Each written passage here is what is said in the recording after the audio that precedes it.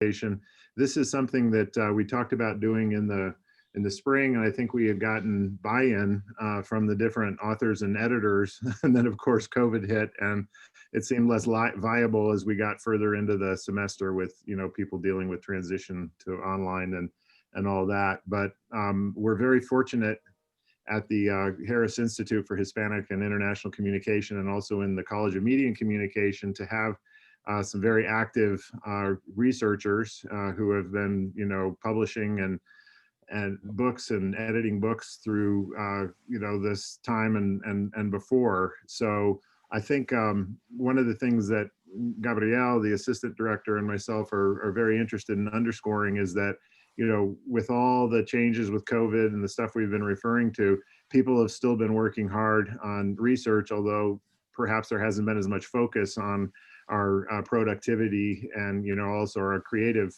production as would normally be the case. So we're very happy to have this forum to be able to highlight the excellent work being done by folks in the college, and also their co-authors or co-editors who we'll be hearing from as well in different departments within Texas Tech or different institutions. So with that, I think I will actually turn it over, and we're first going to hear from Miglena Sternadori. We'll be hearing from each of the authors or set of authors and editors about their projects, and then open for some discussion among all the speakers and some Q&A. So let's start with Miglena Sternadori and the Handbook of Magazine Studies. Well, hi everyone. It's been a long time since I've seen you face to face, so this is a little odd. Here is the Handbook of Magazine Studies. I would be happy to, thank you. I would be happy to donate a copy to the Harris Institute. I was able to get 5 just by being obnoxious with the publisher. So because they usually just give you 1 or 2 copies. So I have a few copies to give to people. So this is well, you probably see it's a pretty hefty book.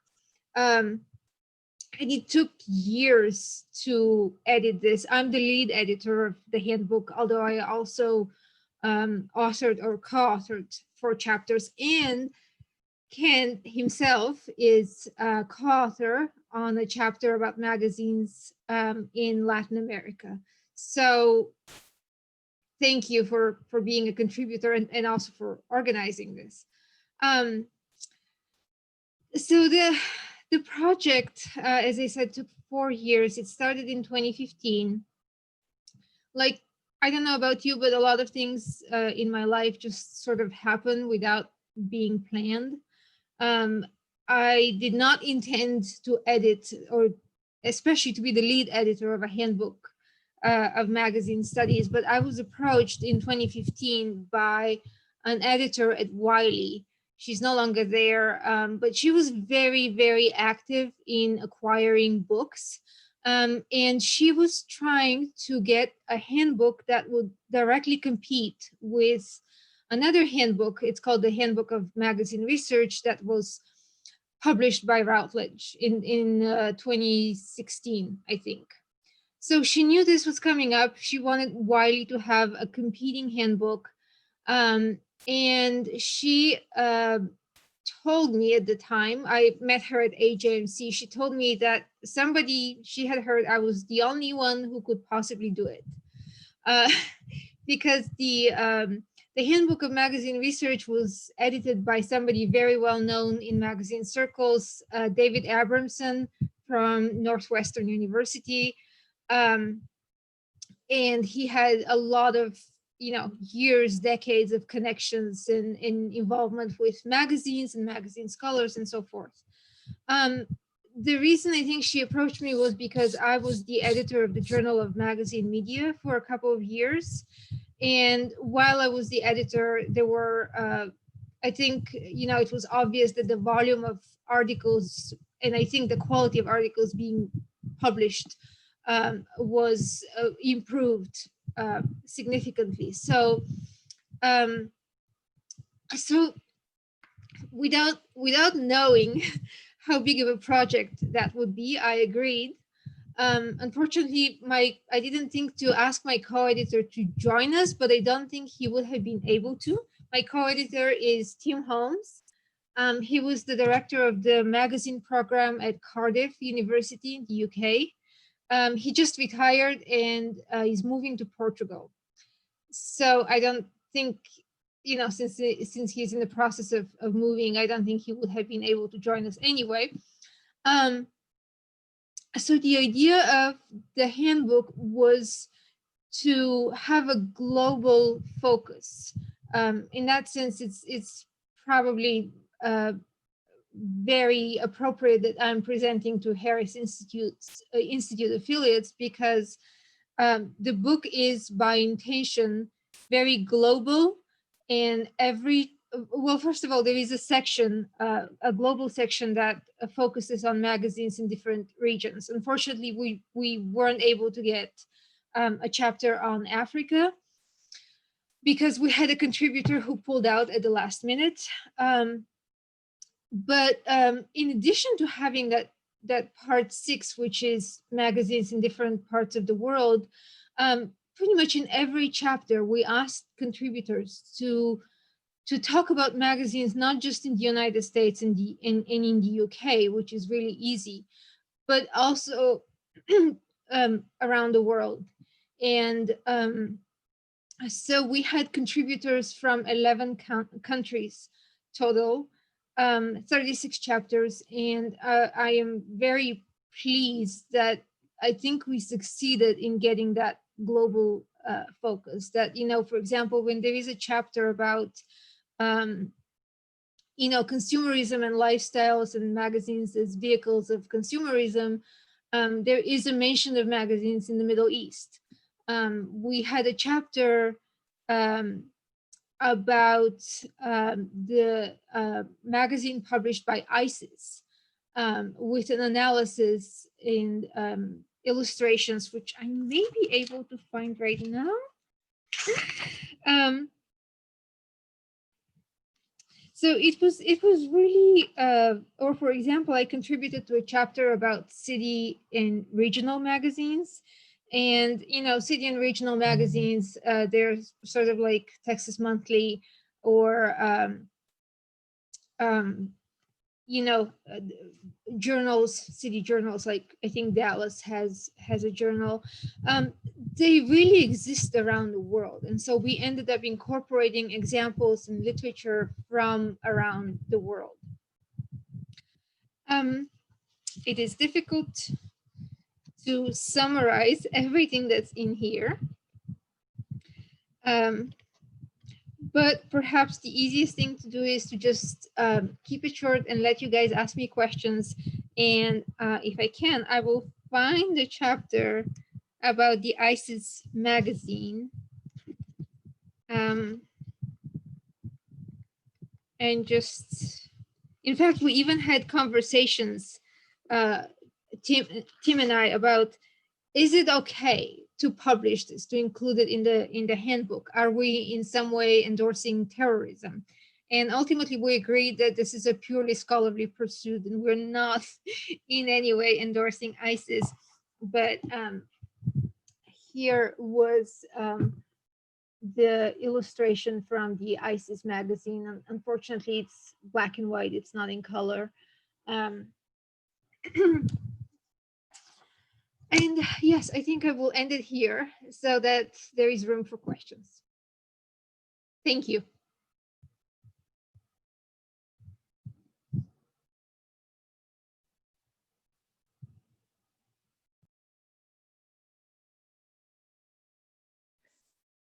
Kent, you have to unmute your mic, please. You'd think I would have figured that out after all these Zoom sessions, right? I was saying thank you, and we'll try to make hold some questions and try to make some connections across some of the other work that's been done here. Now I'll turn it over to Rob Peaslee and Rob Weiner of the libraries. Thanks, Kent. And thanks for putting this on, and thanks to Gabrielle for doing some of that lifting as well. Very much appreciated. I'm Rob Peaslee. I think I know most, if not all of you, and I'm here in the Department of Journalism and Creative Media Industries in the College of Media and Communication, and I'll let Rob introduce himself as well. I'm Rob Weiner, and I'm at the University Library as a fine arts librarian. I also teach for the Honors College. And this is the fourth book that Dr. Peaslee and myself have worked on. And they've all been a pleasure. This one was an especially lengthy pleasure, is one way to put it. We were about 4 years, I think, from soup to nuts on this project. It came together. I think the story that we generally tell is that it came together, and as we were winding down one of the earlier projects, which is an academic volume, edited volume on the Joker. And that piece we published with the University Press of Mississippi, which is one of the leading publishers in the world on issues related to comics and sequential art. So we were very pleased to work with them on that project.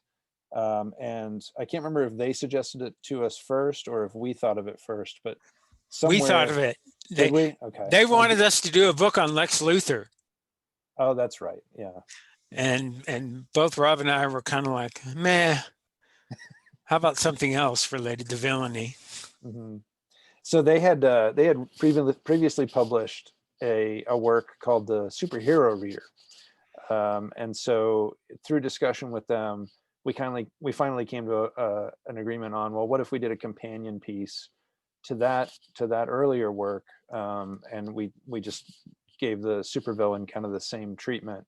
The Superhero Reader was very much meant to be kind of the a one-stop shop, if you like, for somebody who was trying to get a comprehensive understanding of the superhero trope from a variety of different perspectives. And so we try to do the same thing with the supervillain. And what that meant was that at least for me, for the first time, instead of our usual process, which was write up a call for papers, send it out to authors, and review a bunch of original work. We did some of that, but then we also supplemented that with a selection of reprinted work that had been published earlier and elsewhere. And that added a significant layer of complexity and consumption of time. Getting permissions to reprint work is not something I recommend. But at the end of the day, it was really interesting for us, I think, as editors and sort of curators of this content to have that new challenge and to be able to put new work, original work, stuff that was sort of responding to what was happening in the moment while we were putting the book together, into conversation with this work from earlier periods and earlier times.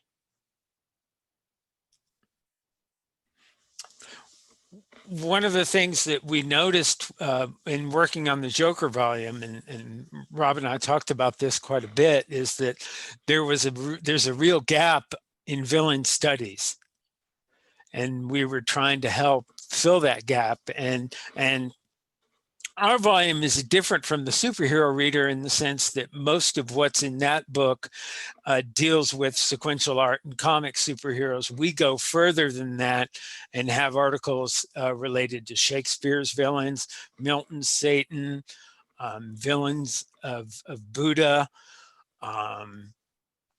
serial killers. So going beyond just comics and sequential art, because the idea is that the supervillain predates the superhero.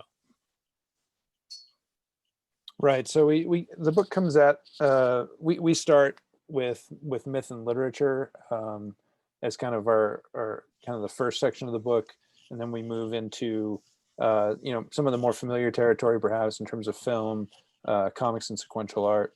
But what we really wanted to try to do was trace that lineage to understand or to help understand better where what we see pretty consistently in our popular media in terms of villainy or antagonism, or anti-heroism or anti-villainism. There's a lot of shades of gray there these days. Where we can see that tracking back into these earlier forms.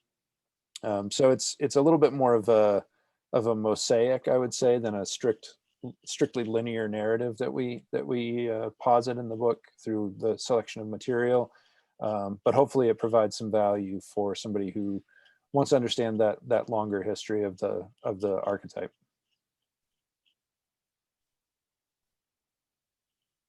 Rob, you have anything else? No. Okay. All right, we'll stop there then and turn it over to somebody else. Thank you. Thank you. Okay, great. Congratulations and thank you both. I know it's been a long, fruitful relationship between you all, and we look forward to what's coming next. Even if you don't feel like doing it right now. Okay, let's turn it over now to Leo Echo. Okay, thank you. Thank you for organizing this. It's very interesting to see the travails that our colleagues go through, and what the outcomes are. My book here, the Charlie Hebdo affair and comparative journalistic cultures, was not I didn't intend to write that book. But it emerged from my background, my research background. As a doctoral student, I did my dissertation on French press coverage of American presidential elections.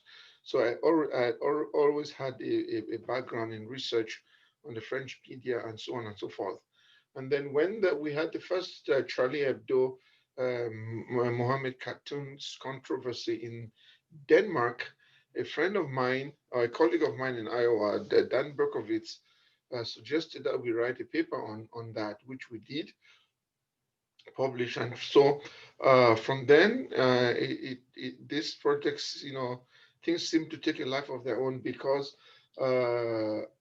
we had done so much research that there was too much. We couldn't put it in one article. So we decided to do 2 articles. The second article, we decided to reproduce some cartoons from France.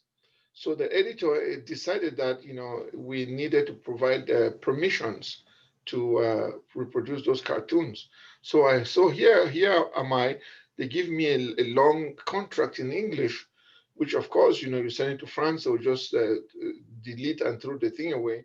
So I just decided to send an email to Charlie Hebdo, to the editor-in-chief at that time, Charbonnier, Stéphane Charbonnier, and to I said, hey, could you give me permission to reproduce some of your cartoons for this article we are writing?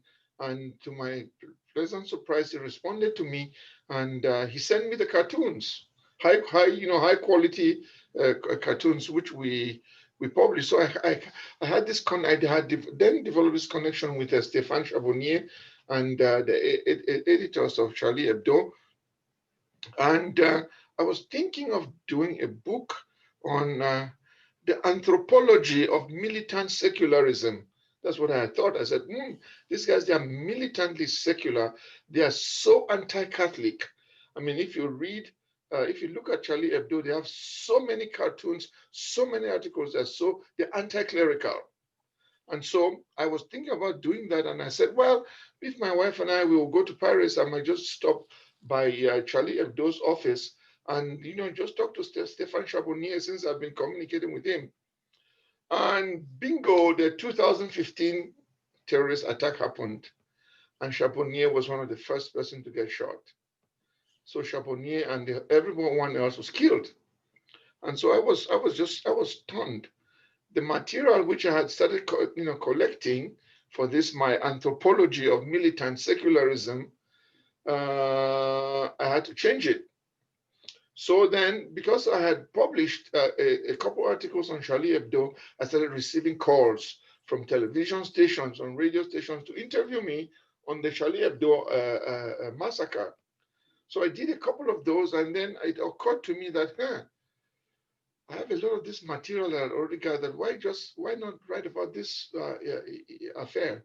So that's how I began to think about transforming my original idea into this Charlie Hebdo affair. And in the process, while I was doing that, I sent a book proposal to my editor in Paul Grave Macmillan. I had worked with that editor before in my previous book. And she said, okay, I'll send it out to some reviewers. So she sent it out to 2 reviewers, and the reviews came back, and one of them said, this is a global affair, and this author is focusing on Europe and North America. I wanted to cover how the New York Times and the Washington Post, because the New York Times and the Washington Post had a clash over this Charlie Hebdo affair. The Washington Post decided to publish all Charlie Hebdo affair and cartoons, and it was militantly for free speech and so on and so forth. The New York Times decided not to publish even a single one. The New York Times said for security reasons, and so there was this fight between the New York Times and the Washington Post. The Washington Post accused the New York Times of cowardice, intellectual cowardice, and not promoting journalism and so on. I said, "Whoa, that's a good story for me to write about." And then I looked north, I saw Canada. The Canadian Francophone press, because of their cultural proximity, they published all the 12 journals, I'm speaking French now, 12 newspapers in Montreal and Quebec decided to have a common editorial. They all published a Mohammed cartoon, and they had the same editorial. So it was collective action. On the other side, the English language press in Canada, they did not touch it. They didn't touch the cartoons at all. And so then I looked at the CBC, the Canadian Broadcasting Corporation. The French side of it, Société Radio France, they published all the cartoons, they talk about it. CBC English did nothing. So interesting story for me there. So that's what I was going to do. And then this reviewer said, no, this is it's too teamy, the project. The reviewer said, it's a global project.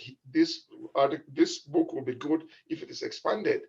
So essentially, then I had to add 5 more chapters, and so I expanded the project from the comparison between Canada and then within Canada and then within the US. I had to go look down at Mexico. The person suggested Mexico. And I was very pleasantly surprised that the Mexican press had a lot of material, because Mexico has this tradition of journalists being killed. So for them, they had this connection, which the Mexican media were really touched by the Charlie Hebdo affair.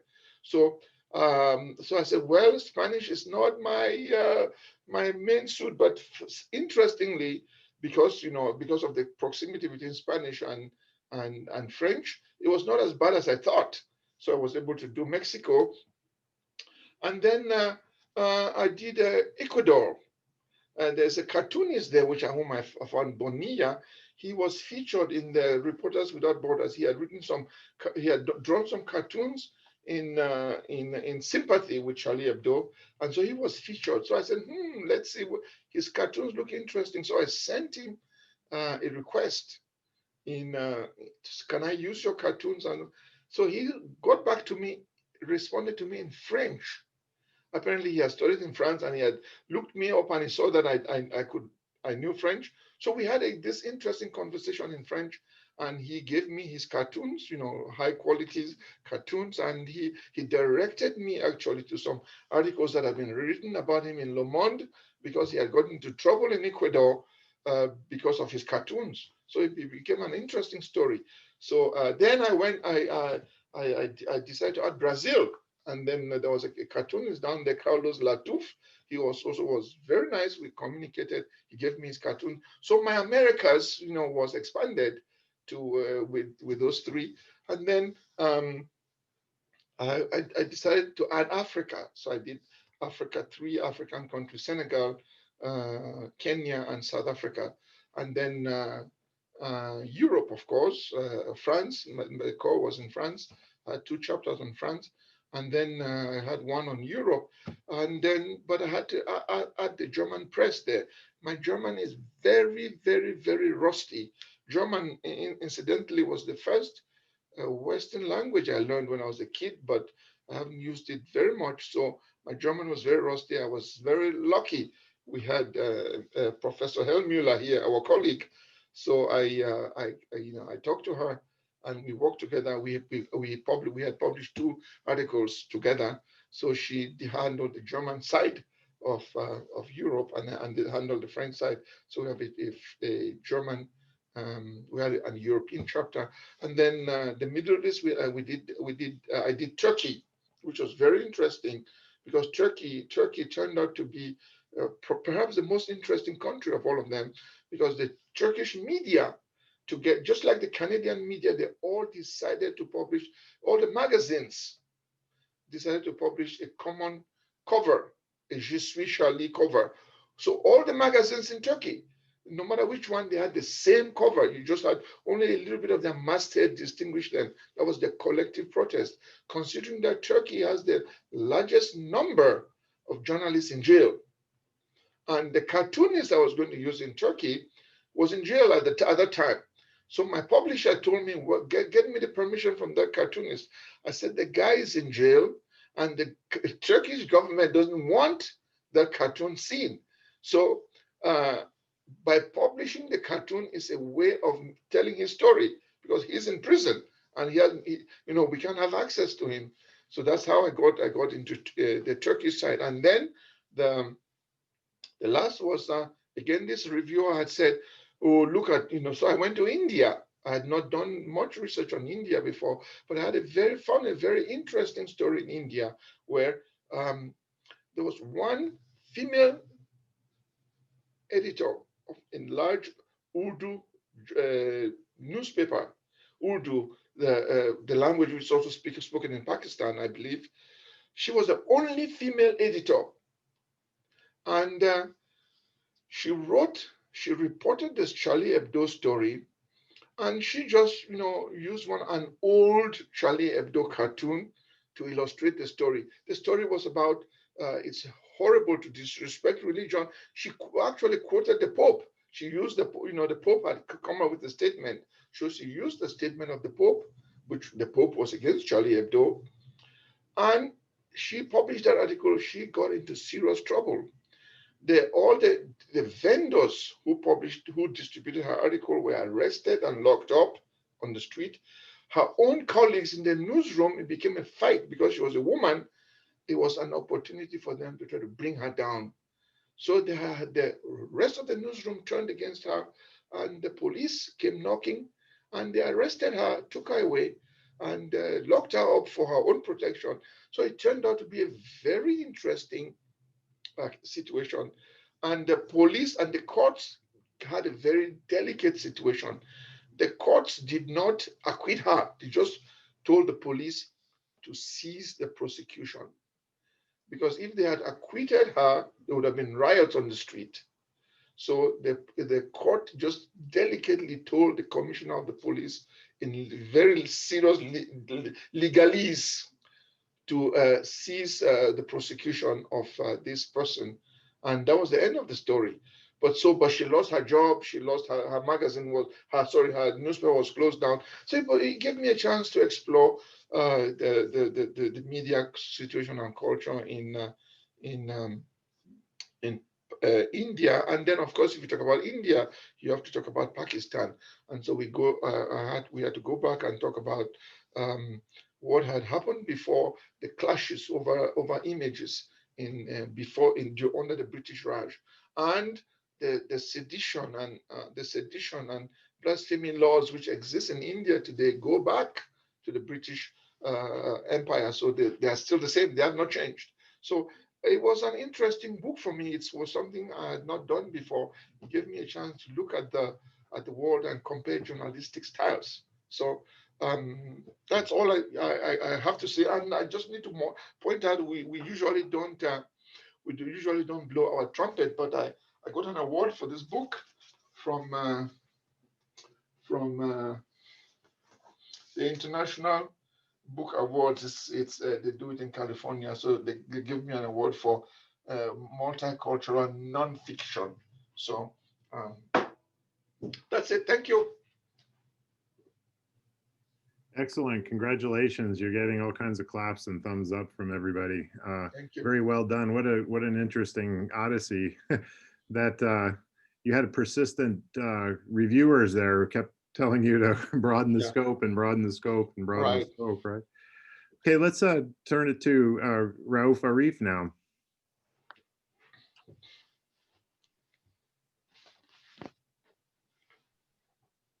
Ralph, I think you're still muted. Yeah, so whatever goes around comes around. So yeah, I'm sorry. I Dr. started it. Yeah, yeah. Culpa mia.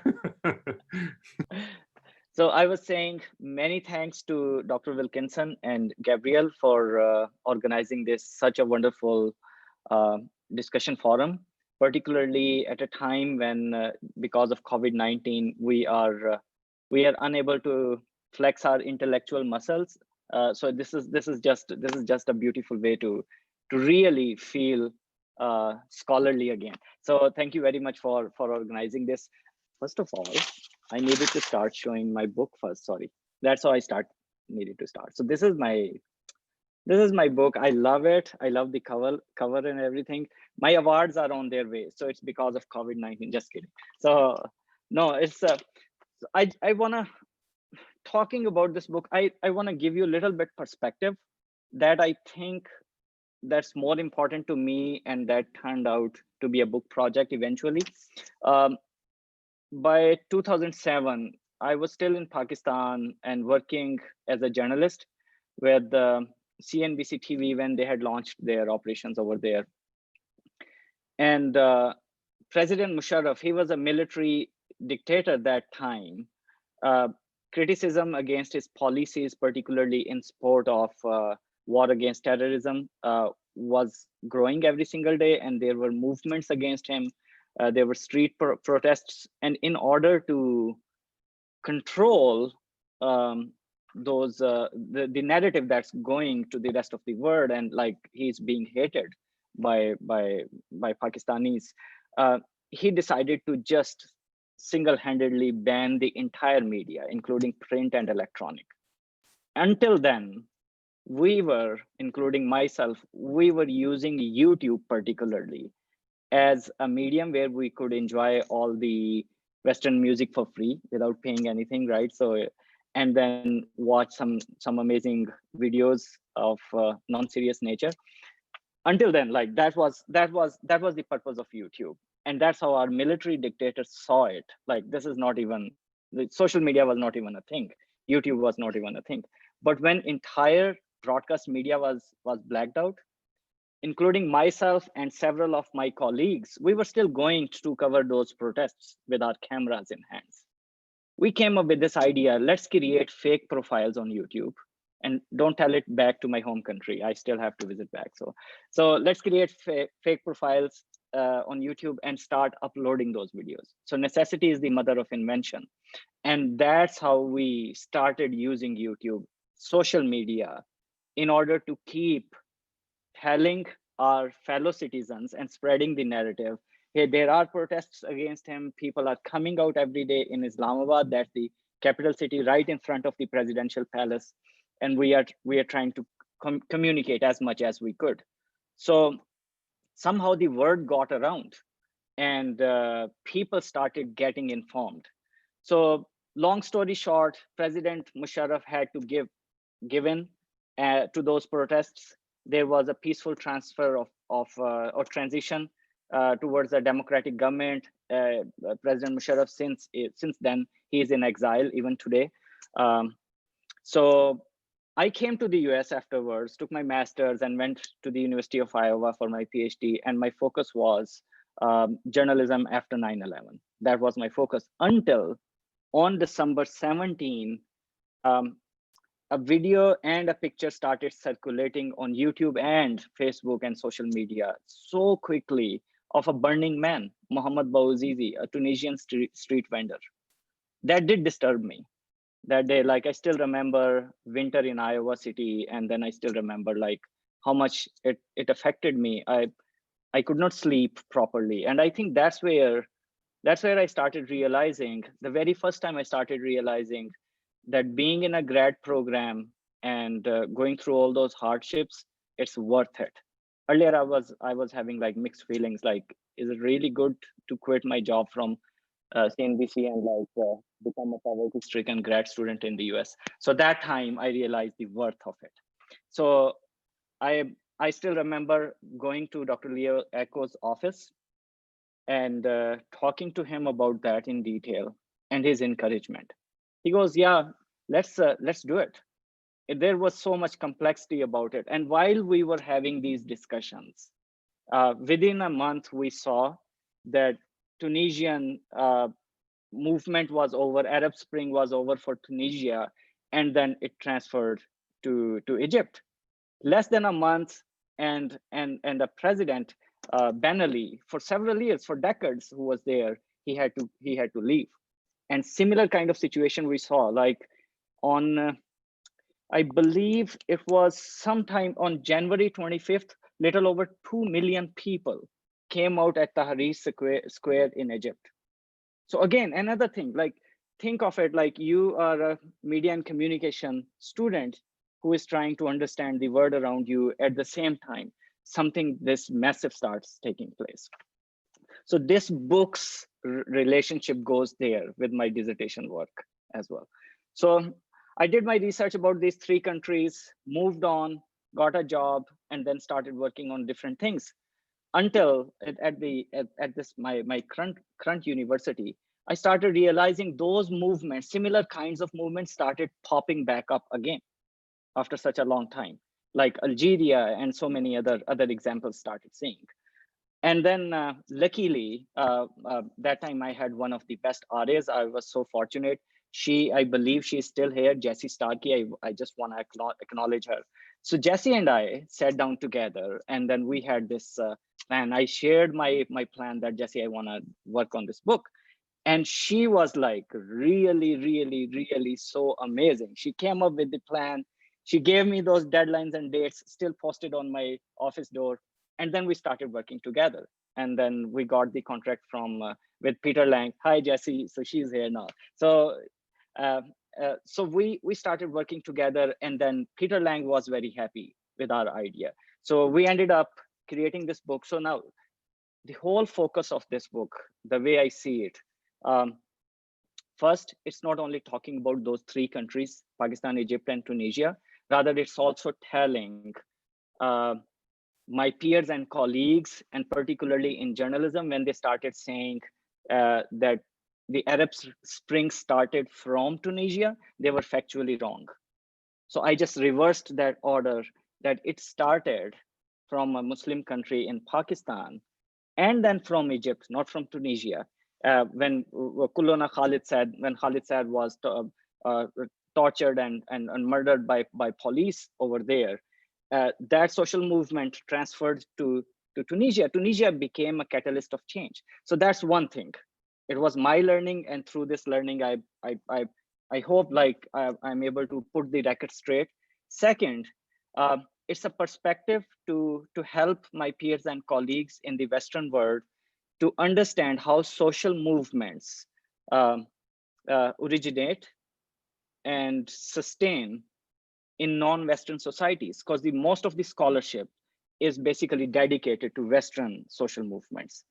Third, and most important, I looked at communication as a central for any social movement to survive and sustain and eventually be successful. So like, these are those 3 contributions that I think I have in this scholarship.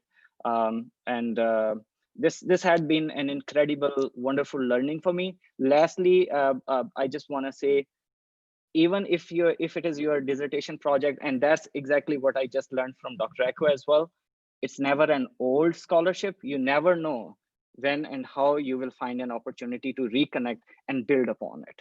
So that's where I will stop. Sorry, Kent, if I took longer than what was expected of me. No, we're right on schedule. Okay, thank awesome. you all for that. And wow, another great sort of odyssey in discovery and making connections among, very rich and complex societies. So I think that's one of the themes we can turn to.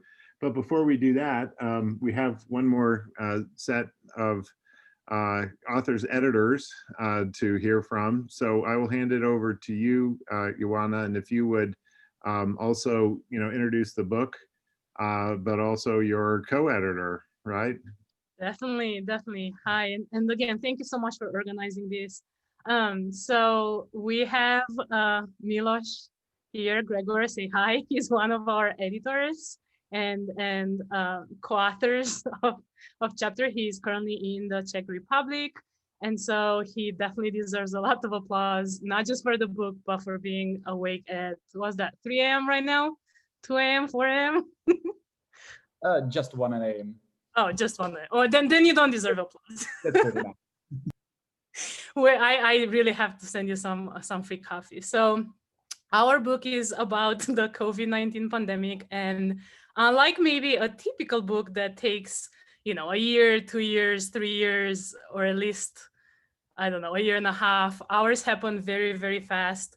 And it's a collection of analysis on how governments and leaders and different actors across the world responded to this unprecedented crisis, the COVID-19 pandemic, that I don't actually need to describe in depth as we are all living it.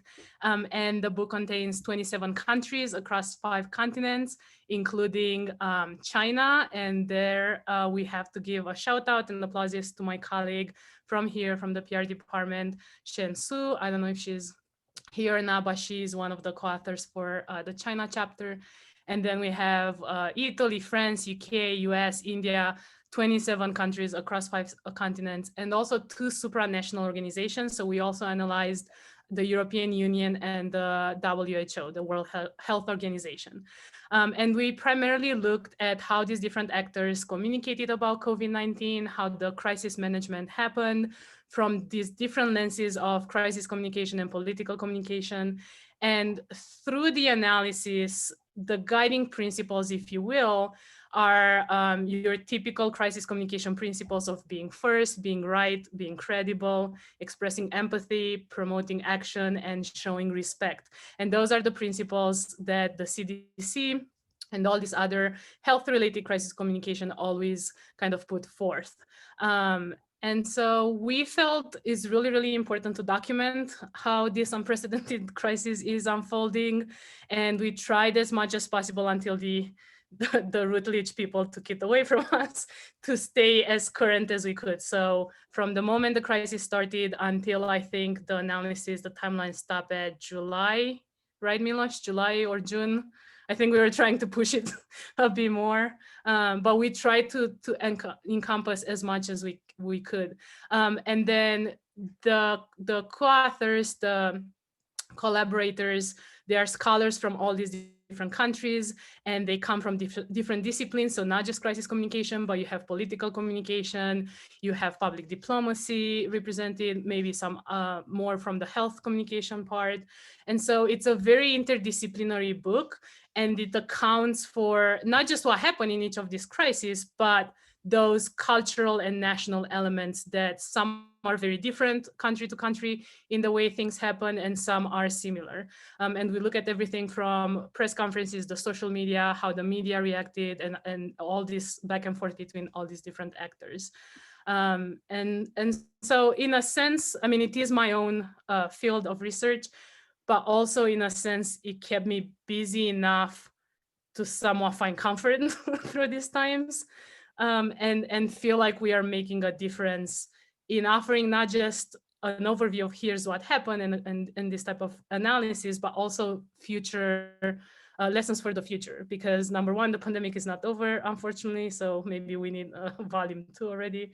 But also, this is definitely not the only outbreak that is happening or will ever happen from now on. And I also want to let Miloš to add anything you want to add. No, Ioana, thank you very much, but I don't want to skip in. I just wanted to watch the event. Thank you for presenting and organizing all this stuff. And I think you mentioned everything which is necessary and interesting about the book. Thank you for We're not going to let you off that easily, Miloš. There you go. Tell us, I mean, tell us a little bit about being an international collaborator on this, and maybe if there were any sort of intercultural elements in terms of the way that the response in Czech Republic and in other areas of Europe versus North America. Just as a background, we actually had a discussion of this back in September, and Dr. Coman was one of the experts, as would Dr. Echo and Rauf Arif. So we've already had a conversation about this, just in terms of basic communication and an effort to try to display some of the similarities and differences across cultures. But I wonder if you could talk a little bit about maybe the process of doing this research so quickly and right in the heart of it. There's all this sort of unknown, and y'all are jumping in and having to come to some conclusions, or at least present a version of reality while things are still unfolding. How did that work for you? First of all, it was really challenging to find a time when you can Skype or Zoom, because if you are on different continents, it's tough. It was an interesting experience because first of all, you wanna start with writing at the moment you decide to conduct such a research and complete edited volume. However, you change the text almost every week, because since the situation is developing, and what seems to be quite clear month before or earlier, you have to change the text. So it was interesting experience I believe for every contributor of the edited volume. The thing is that we at least from my perspective, I expected that developed countries and developed democracies with long history will do much better in political communication towards citizens, because, well, if you have a developed democracy, you experienced many cases when you had to communicate to citizens. So I would expect that there are some handbooks or some manuals how to do that. And I don't think that that was some conclusion from the comparative perspective, because even the countries which are not so strong democracy history or long democracy history did quite good. I think that one of the main axis was the political culture and the state of the political competitiveness at the moment. For example, in the US, since Donald Trump and his administration and the political campaigns or presidential elections, which were ahead, made the situation quite complicated. The same situation could be seen in the UK and other European countries. For example, my country, the Czech Republic, in the center of Europe, did quite well, in fact, during the first wave, during the spring and summer. However, since we finalized our manuscript and put it to the publisher, the thing went quite crazy in the Czech Republic. So if you watch the graphs all around the world, you can see that the Czech Republic is the best all around the world, but not in the way we would wish to. We have the highest number of new cases daily. We have highest rate of death, and so on and so on. So even the great experience from the first wave didn't make it easier for the countries during the autumn. I would say quite contrary, because we felt that that's not a really big issue about the pandemic, because we handled it pretty well. So there's no reason to worry about, and well, it happened. So if I should say one conclusion or two conclusions, first of all would be the public trust in political representation and political culture make difference. And another one is that no country is immune against the pandemic. Well, Asian countries did better since they experienced some epidemic situations earlier. And if there's non-democratic regime, it's easier to make people follow the rules, because, well, people are used to follow the orders. That's all from me. Thank you. Thank you. Yeah, thank you. And congratulations on the book, and especially the timing on it. Wow, it's impressive. Would like to do now is just give an opportunity for the authors to and editors to interact a bit. If you see any connections with your own work, or you have questions for each other, and then we'll broaden it out to a more general Q&A. But I did want to give you an opportunity to interact with each other first.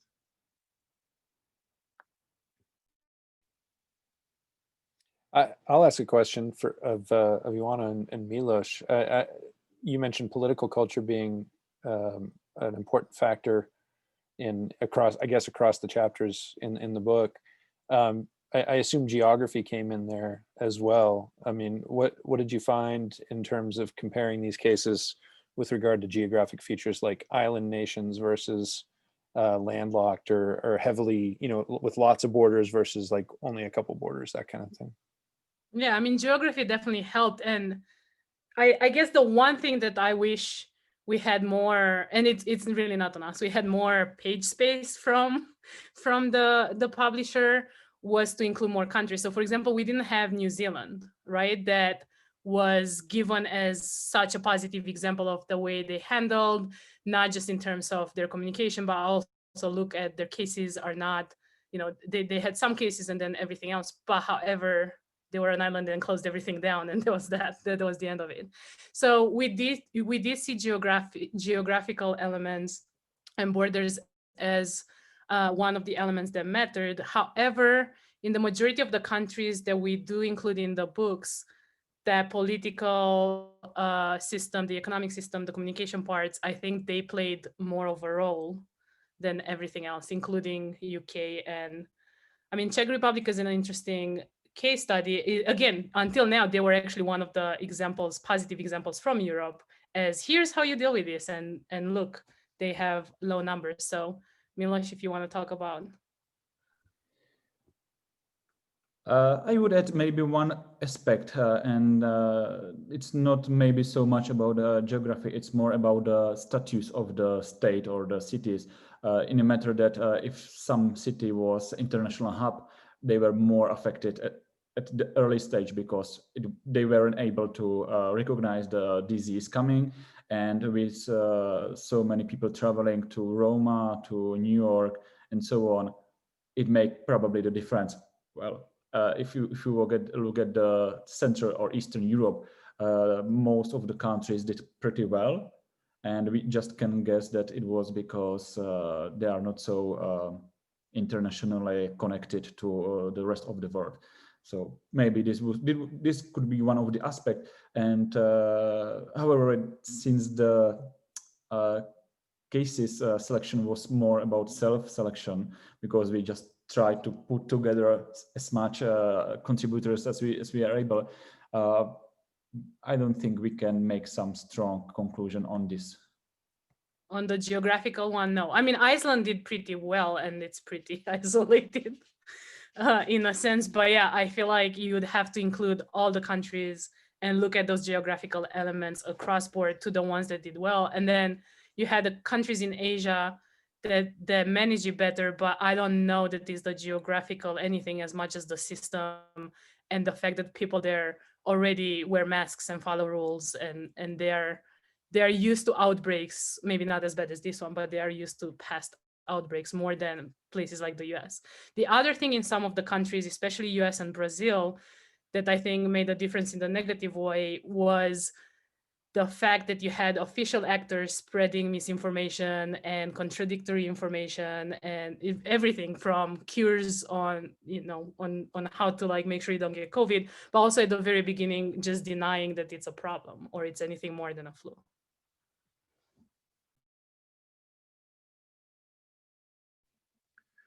Anyone else that has a question or a comment for a peer?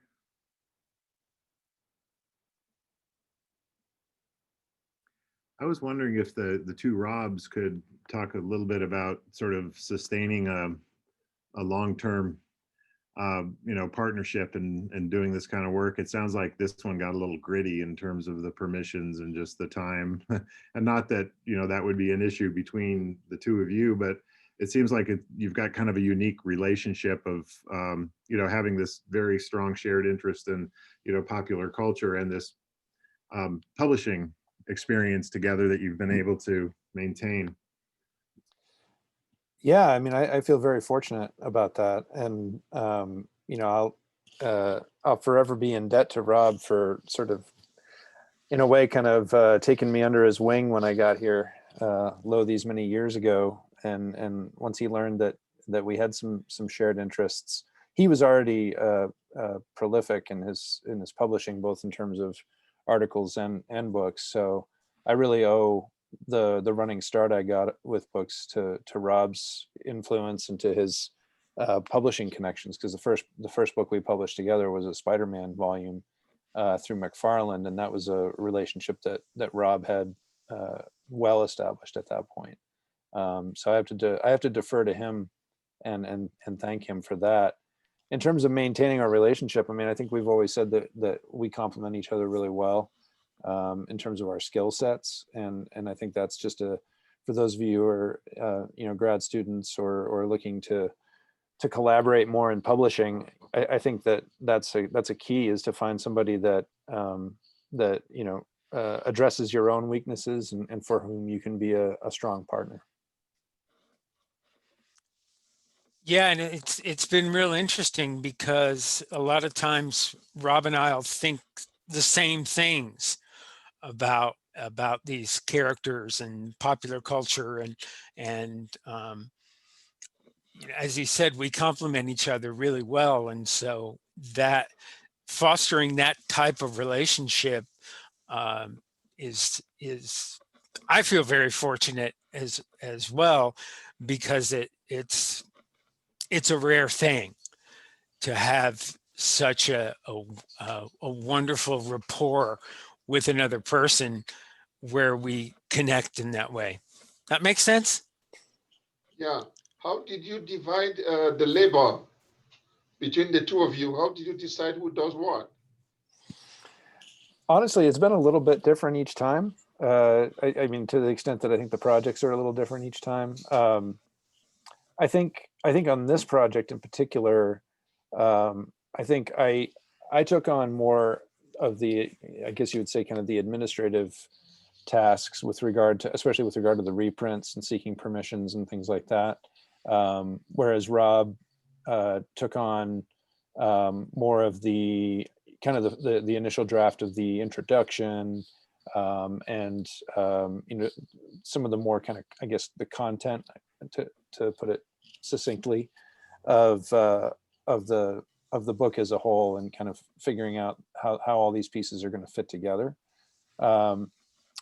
But I would say also in past projects, one of the places that I've really relied upon Rob is to work with the authors that he has worked with in the past on our behalf, and to leverage those relationships, because again, coming into publishing, when I first started here, I didn't have any of those connections established. So a lot of the running start that we got on my early collaborations with Rob were the result of relationships that he already had with authors on previous projects. And so I've always appreciated that he's been really good at kind of getting the word out when we're in the early stages of a project like this, and marshaling the kind of interest that you need on the part of contributors, and cultivating those relationships.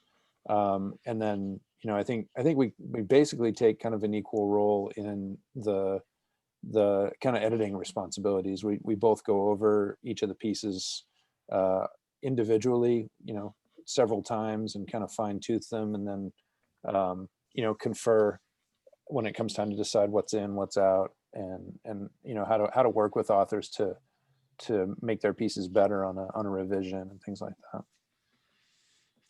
And this project went through, what was it, 3 peer reviews, Rob? Yeah, of various levels of intensity. Yeah. It was very intense, and you don't always necessarily agree with your peer reviewers on certain points, and when you're working with a publisher, you have to argue, well, we feel this way and here's why, if we disagree with the reviewer. But it went through a strenuous review process before it ever saw publication. So and I know Rob is too, very, very proud of the volume that we put together. I have a question for everyone, I guess all of you. What's the biggest takeaway from the process as an author or an editor or both?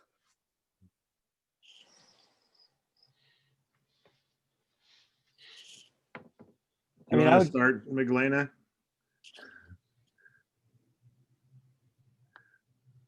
What was the biggest takeaway for you? I was going to ask you a follow-up on your relationship with Tim Holmes. Maybe you could mention that real briefly, and then go to Ioana's question about the biggest takeaway from the project. Yeah, thank you for asking those questions. So I have only met Tim Holmes in person once in Australia at Mapping the Magazine conference in December 2017. It was really strange to begin working with somebody that you only meet through Skype and you only know because of their writing. It's challenging, and I did have to choose a foreign, outside US, a co-editor, because that's what the publisher wanted. And I was given a choice between Tim Holmes, who is extremely well known, and Megan Lemasturier in Australia, who is or was less well known, and they are both excellent writers. And I went with Tim just because I read his work and I thought, wow, he's brilliant. But the relationship was a bit difficult at times because Tim had some personal issues, and so he would disappear for long periods of time, and I wouldn't know what's going on with contributors. I mean, even if he were here, in fact, I think he has said publicly that, if he wasn't, if he hadn't taken on this project, it probably would have been finished faster. So he fully acknowledges the delays that we had.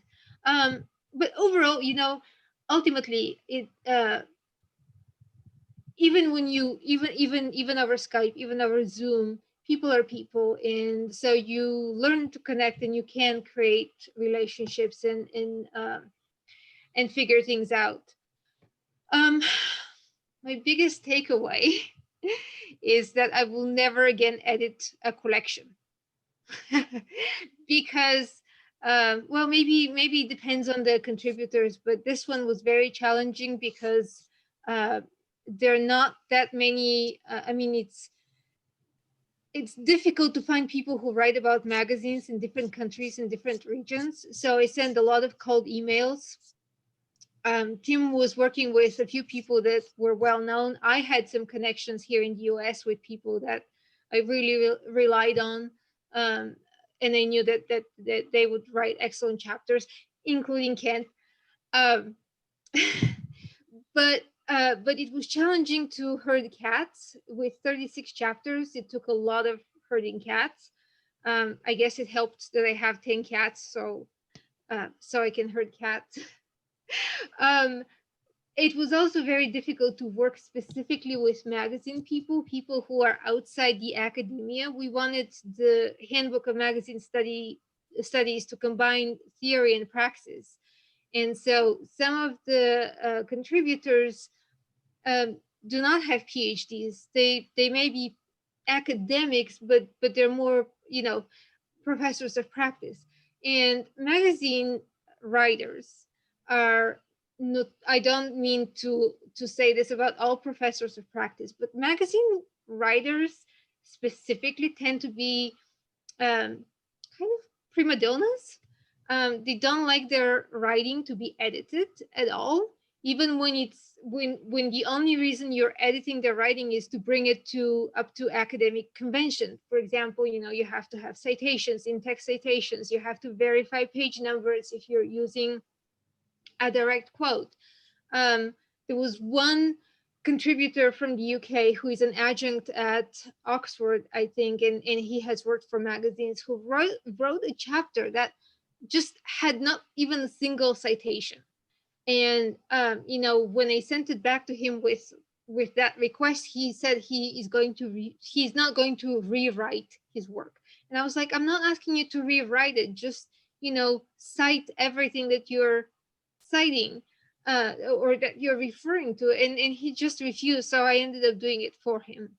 It took, and we were very close to the deadline for the book at that point, and so that was extremely frustrating. I had somebody in the US, also a former magazine writer, who was throwing a fit because I asked her why she uses Black and African Americans interchangeably, because not all Black people are African Americans. And she said, well, at the time, I think it was 2018. Well, in 2018, all Blacks are African Americans. I was just stunned. So we went. I ended up adding footnotes, then saying that the authors of this chapter, use the terms Black and African American interchangeably because blah, blah, blah. And then they got offended. Oh my goodness. So, yeah, I guess that's my takeaway, that working specifically with magazine writers is extremely challenging. And second, in general, when you take on such a big project, you might as well stock up on, ibuprofen and aspirin and things like that, because there will be truly a lot of headaches. So that's my 2 cents. Anyone else on main takeaways? Or we also have a question from Nick Bowman about, did anybody receive their chapters on time? And there's been some responses to that in the chat. I think this is kind of a universal problem. Well, I mean, yeah, the timeliness is an issue when you're working with a bunch of authors, for sure. Well, I think we've, Rob, been pretty lucky with that in most cases. But the editing of other people's writing, yeah, that's challenging. And we don't have magazine writers to work with generally, but we do tend, and because of the kind of stuff that we publish on, we do tend to attract some folks who are either outside of the academy or adjacent to it. And sometimes they can write in styles that are that provide interesting information and content, but that again don't have the same voice that would sort of match up with the other pieces in a collection. And that can be real challenging, and it can be challenging in just in terms of the actual doing of it, but also, working with that author to help them understand why you're doing it and not sour that relationship, because you do want their voice, but you also want their voice to be a little different. If I might add something for me, the takeaway is to be flexible. For me, the most frustration I had was dealing with the publisher. My publisher was Palgrave Macmillan, which is a British company. But in the middle of the book, Palgrave Macmillan was acquired by Springer, which is a huge European conglomerate from Switzerland. They bought them over. So they decided to move the editing of the project. I was dealing with editors in New York. They all of a sudden they went silent for 3 months. The editor whom I've been working with just was no longer there. Emails I sent him, and then one of them sent me, say he's no longer with the company. And then I was wondering what happened. And then someone just told me that the company has been purchased, and they have moved the editing of this, most of the editing work, they have moved it to China. And then so I got an email from someone from China, Caroline, telling me, oh, okay, we are from now on we'll be handling your project. please send us all your permissions for all your cartoons and images. I already sent all of those to New York. And now I have someone in China asking me for those. And then to make matters worse, they said the people who will be doing the actual production are going to be in India. So here was I had to deal with in New York and Beijing and somebody in India. And the people in India were actually, they were very good. They were very good. Because at one time even, I missed the gender of one of the gods I was writing about in the book. And one of the people in India told me, I think this god is a male, not a female, which is, it's not a big issue, but it is big. I mean, in that part of the world to miss the gender. So in a way, there was an advantage. I mean, something good came out of it, but one has to be very careful about those kinds of things. And permissions, the takeaway, if you're going to use illustrations in the book, permissions are very, very, very, very difficult in certain instances. Getting permission, some publishers just are very, very strict. They want a contract. They want, to show that you have been licensed to use all of this. So again, the example of I gave about Turkey, I had to fight with them a little bit and say, hey, listen, this is about freedom of speech and expression, and this guy is in jail.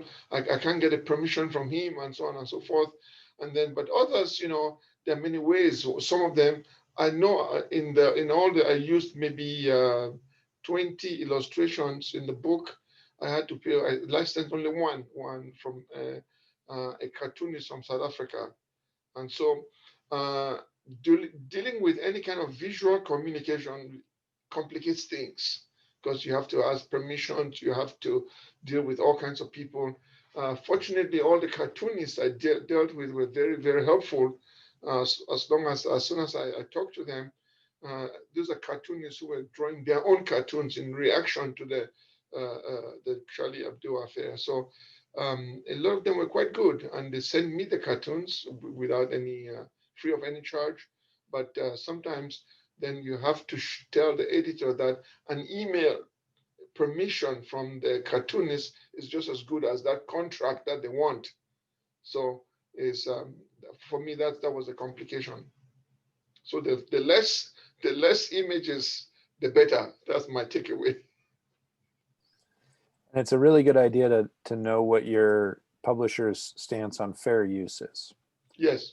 Because that varies widely from publisher to publisher. And we've been, with University Press of Mississippi, we've been very fortunate because they have, I guess what I would describe as a more liberal definition of fair use, where they're willing to allow publication of some images without, explicit permission from, for example, Marvel or DC, which are both notoriously difficult companies to get a hold of on the issue of permissions.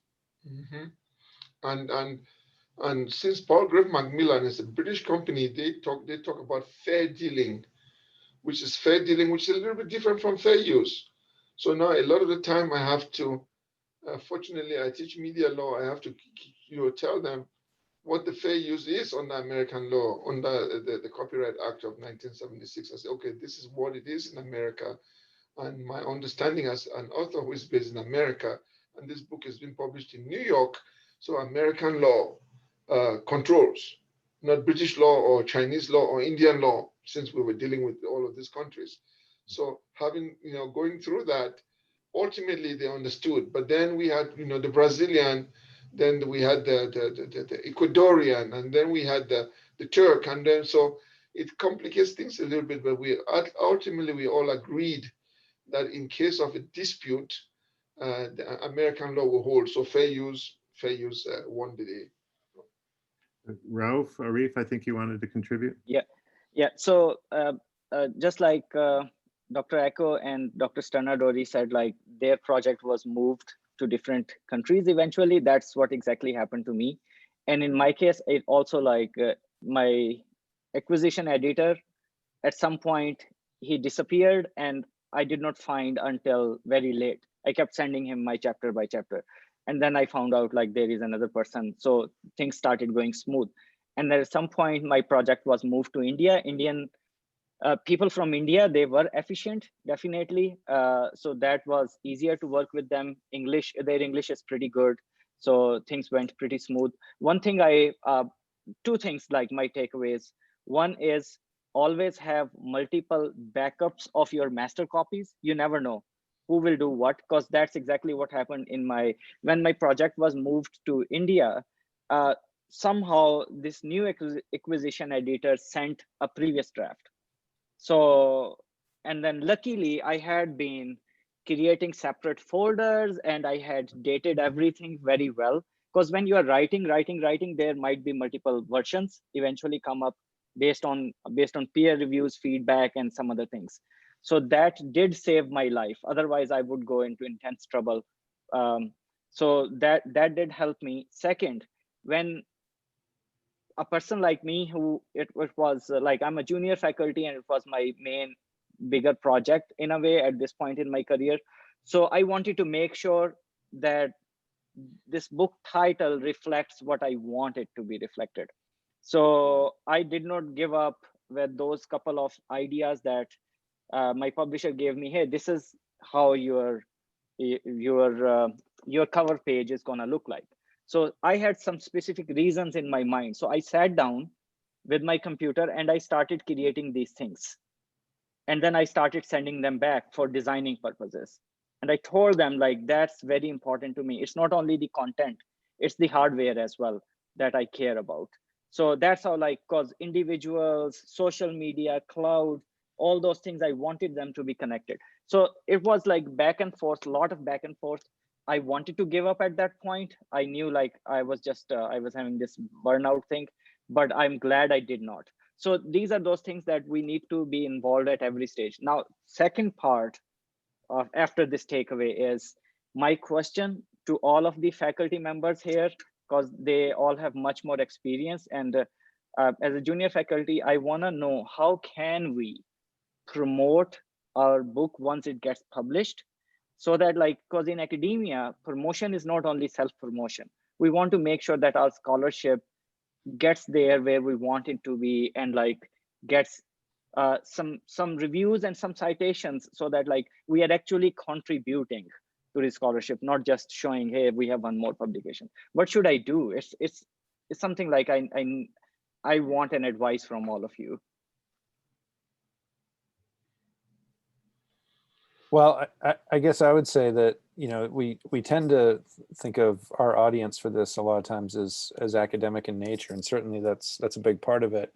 But we've had the benefit, because I guess of our content, of a wider audience. And the biggest audience that we've ever spoken to, I think, between the two of us was a panel at Comic-Con in San Diego around our Joker book, and there was a room full of, I don't know, probably 250, 300 people. Or not, I mean, 2,000 people. It was a huge room, and a lot of them were actually dressed as the Joker. So that was a novel experience. But trying to find ways to bring the content out into a more general, perhaps still educated but more general audience through popular media, through news media, things like that. Conferences that might be academic in nature but may have other touch points as well. But I will give Rob credit on this. I mean, in a lot of ways, he's our PR guy. He's the one that when the book gets published is still thinking about, okay, how do we get this in front of people? And by that point, I'm usually like, it's done. I've also found that there are a lot of book awards around there, out there. They're a good publicity a tool. For example, the Independent Publisher Book Awards. They publish books from they promote. They have prizes for books from university presses, books from.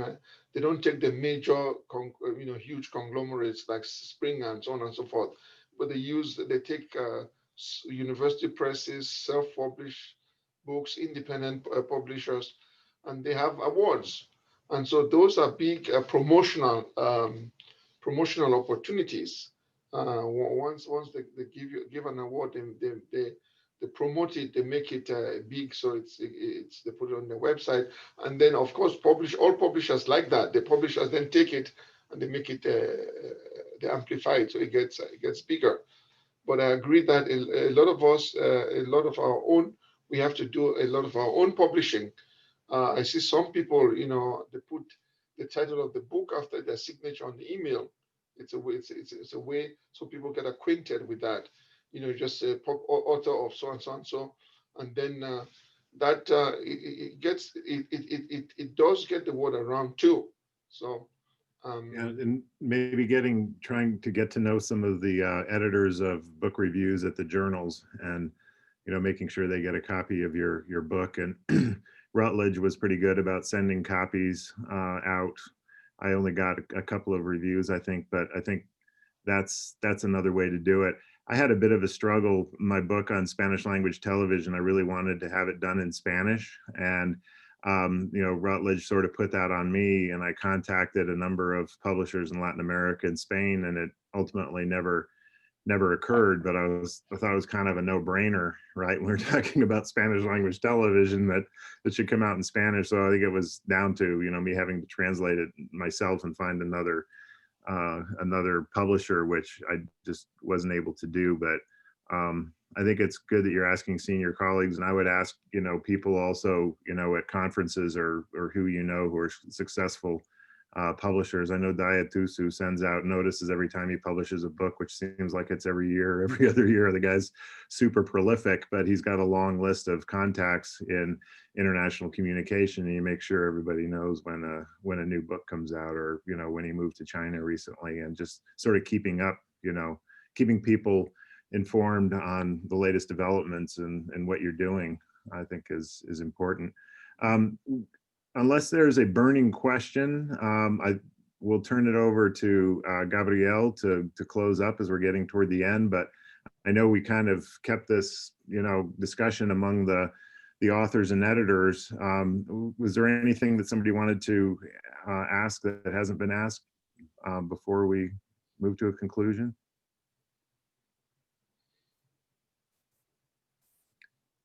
Okay, hearing none, I'm going to turn it over to Gabriel Dominguez Partida.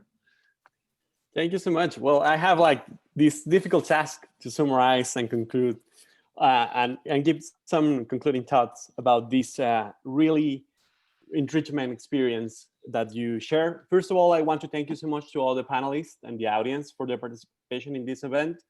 And also I want to congratulate you again for the laborious work researching, writing, and publishing an academic book. I know that it sounds easy, but it requires a lot of effort and patience. So before we finish the event, I would like to take a few minutes to stress some of the insightful thoughts that emerged from each one of the presenters' intervention and their projects. One general thought for me, and I'm sure that also for many of you, was that this conversation reinforced one of the ideas that I have about communication, which is this field is part of everything and every society. Communication is universal and it's everywhere. And for those reasons, at least for me, an international and interdisciplinary approach is more necessary than ever.